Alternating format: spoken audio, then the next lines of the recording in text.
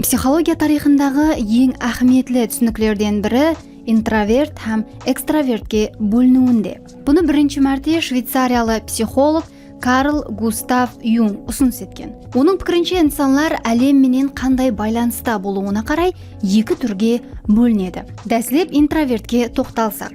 Интроверт бұл ітібәрі ішкі дүниясына қаратылған адам. Ол сыртқы дүния менен емес, ішкі сезімлері, ой пікірлері дүниясы менен жасайды. Бұндай адамлар жалғызлықты жақсы көреді. Бұл олардың әзілігі емес, керісінше күш топлау ұсылы. Олар шауқымлы орталықта шаршап қалады. Адамлар менен ұзақ сәубетлесуден кейін энергиясы таусылып қалады. Интровертлер әдетте терең пікірлейтұғын, тыңлай алатұғын, сезгір, нәзік талғамлы болады. Олар әрбір сөзді ойлап сөйлейді. Қысқасы, интроверт үндемесе де, ішінде көп нәрселерді ойлайды.